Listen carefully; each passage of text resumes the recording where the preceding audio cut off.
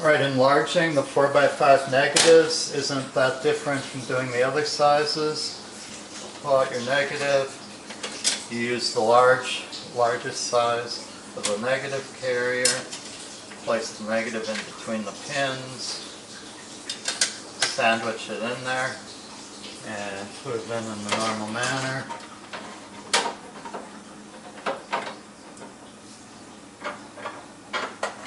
That closes tight. The important thing is choosing the correct lens. So you must use the 135 lens only. And sometimes they're marked 4x5. What's this one? Marked 4x5 on the side here. These lenses have a focal length of 135 millimeters. So that means that the bellows have to be way out. So you flip this thing around and slide your lenses down and then lock it again. And you're probably going to be almost all the way out to make a small enlargement with 4x5.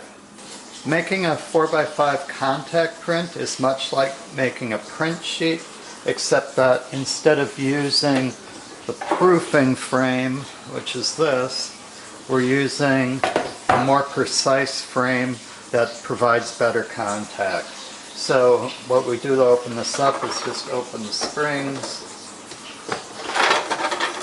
pull this part out. There's a piece of black paper in there because sometimes there's a light leak where the hinge goes. You want to make sure the glass is absolutely clean. Usually I like to tape my negative onto the glass. So you want the notches in the lower left or upper right, and I'm going to center it on the piece of glass. Use a small piece of tape to hold that in place.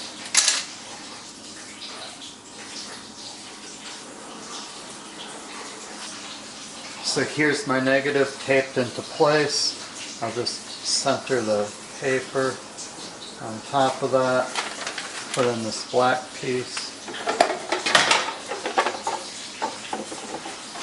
clamp this in with these springs, and there it's ready to be exposed, probably at f11, just like you would do a proof sheet.